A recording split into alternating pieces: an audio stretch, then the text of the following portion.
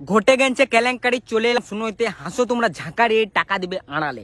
এবার ঘটনাটা বলি, তোমরা শুনো। এবার বলি, শো অফ মানে লোক দেখানি আমার বেড়া লাগে। শো অফ করতে লোক দেখাতে আমার বেড়া মজা লাগে। মানে আমি যখনই নতুন কিছু লি, লোকাল তো লোকাল, বিদেশেও হাইলাইট হয়ে যায় যে রোজ কিছু একটা লিনছে। এবার তোমরা ভাবছো বিদেশে কথা গেলে কে প্রচার করে, তো আমার কয়েকটা লোকাল এজেন্ট আছে যাদেরকে আমরা পাড়ার কাকিমা বলছি। হ্যাঁ, আমি যখনই নতুন কিছু লি, কাকিমার কানে কানে ফুসফুস করে দিই, কাকিমা গোটা দেশ দুনিয়া হাইলাইট করে দিই। আর তার পরিবর্তে কাকিমার যে ঘরের পাশে মানুষটা আছে তার আমি এখানে বদনাম করে দিই, কাকিমা ওটাই খুশি। তো আমি এরকম পাবলিক বলি। আমার সম্পর্কে দুটো কথা এক্সট্রা বলে রাখি, মানুষ যখন নতুন কিছু লেই, অনলাইনে হোক অফলাইনে হোক, নতুন যখনই কিছু লেই ওটা স্ট্যাটাস রাখে, আসার পর যে ফাইনালি অ্যারাইভড, যার মানে হচ্ছে ও চলে এসছে, ওর জিন্দগি সবথেকে বড় স্বপ্ন পূরণ হয়ে গেছে। আমি এরকম নয়, আমি যখন থেকে লুবো ভাবি সেদিন থেকে স্ট্যাটাস রাখতে শুরু করি, কারণ দায়িত্ব বলে জিনিস আছে, আমি উপযুক্ত নাগরিক আমি। তো আমি যখন থেকে লুবো ভাবি তখন থেকে স্ট্যাটাস রাখি।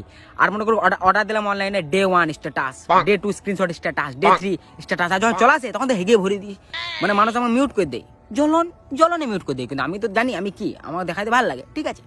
তো এরকম ব্যাপারটা আছে। আরেকটা কথা, আমি কিন্তু সস্তার মালে লি, আমি লোক দেখাই ঠিক আছে, কিন্তু জালি সস্তা।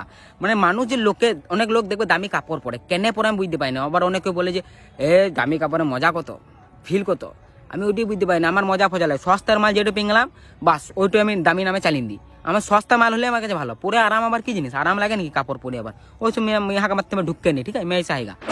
তো একদিন একটা বন্ধু আমাকে একটা নতুন শোরুম দোকানে, মানে কাপড় শোরুম খুলে জামা বলছে চুপ কাপড় কিনবো, মানে চুহ, আমি জানি আমি কি কম দামে মারলো আমি। নিয়ে গেলাম, ওইখানে দেখছি চাড্ডি বানিয়ান, হ্যাঁ আন্ডারওয়্যার, ওইটা আমার দরকার ছিল। গেলাম, নিলাম একটা, নিলাম, দেখলাম সে কি কোম্পানি বলছে, সেই আরমানি ফার্মানি আজব নাম, ঠিক আছে। না আমার কত দাম হলো, আমি যেগুলো নিই 35-36 টাকা দাম, ঠিক আছে। তা আমি আবার ওটা ওজনে ধরে নিই, লোকালে যেগুলো নিই, বলছি এটার দাম 350 টাকা। মানে 350 টাকা, 350 টাকার আমার ফুল বডি কাপড় হিন যাবে। আমি ওই ভাইটাকে জিজ্ঞেস করলাম যে ভাইটি 350 কেনে, এটা খাইছিয়াত কি, ফ্যাসিলিটি কি? বলছে আরাম। বলছে এত নরম, এত মোলায়েম, আর এত আরাম এটা পরে যে তুমি বুঝতেই পারবে না কিছু পরে আছো, এত হালকার মধ্যে। মনে মনে বললাম যে বেশ ঠিক আছে, নিতে হবে, নিয়ে 3-4 বছর কষ্ট করে ম্যানেজ করে চালিয়ে নেবো, ঠিক আছে। তো নিলাম, নিয়েছে টেনশন, এখানে চোখের জল মুছলাম, মানে কষ্টতে। বাইরে এসে আমি একটা মনে মনে দাম ফিক্সড করলাম যে লোকালে যেটা হাইলাইট করতে হবে, চারটির দাম কত। এবার ধরো কিরকম ফিক্সড করলাম, আমি দেখলাম যে যদি কম বলি তাহলে লোকে বলবে মালটা খারাপ, আর যদি বেশি বলি বলবে মালটা তো ঠকে গেছে। তার জন্য 350 মালটা আমি ফিক্সড করলাম 710, পারফেক্ট রেট। লোকালে ওটা হাইলাইট করবো যে চারটির দাম 710 টাকা। ঘরে এসে আমি স্নান টান করে জুত করে গামছা করে বসে আছি, ভাবছি মালটা হাইলাইট কি করে করবো চারটি জিনিসটা। তখন একটাই বস্ত্র আমার মাথায় এলো, সেটা হচ্ছে লুঙ্গি এমন একটা বস্ত্র যে ওই চারটিটা আমার হাইলাইট করতে উপযুক্ত পরিবেশ তৈরি করে দেবে, ঠিক আছে। এবার আমি ডন, মানে আমার বাপের একটা লুঙ্গি জুত করে খুঁজলাম, বড় হয় তাও ম্যানেজ করে পড়লাম, বাইরে মানে সব কিছু পড়াটা করে বাইরে আমি বেরিয়ে গেলাম।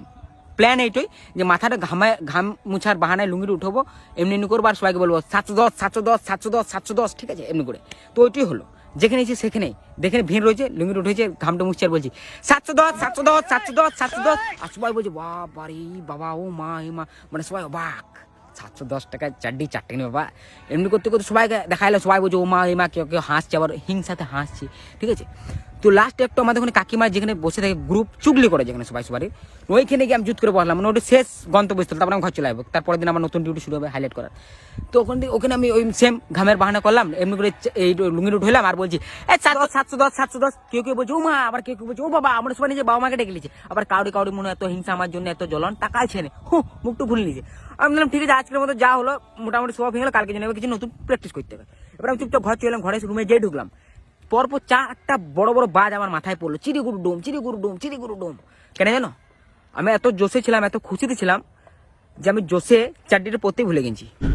ঘরে এসে দেখছি চারটিটা রুমে দৌড়ে বেড়াইছে। আর শোরুমে ছেলেটা বলেছিল যে এত আরাম, এত নরম, তুমি বুঝতেই লারবে যে তুমি পরে আছো কি না। আর সত্যি আমি বুঝতেই লেড়েছি। তারপর আমার মাথায় ক্লিয়ার হলো সবাই কেন হাসছিল, কেন হিংসা করছিল, আমাদেরকে তাকাইছিল না, পরে বুঝতে পারলাম ওরা আমার চারটি দেখে হাসে নাই। ভাগ্যিস আমার সম্মান বলে কিছু নাই, নাহলে সব হারিয়ে যেত, বিপদ ঘটে যেত। তা আমার লজ্জা লাগছে খানিক। আসলে কি হয় তো, তোমরা আমার কষ্ট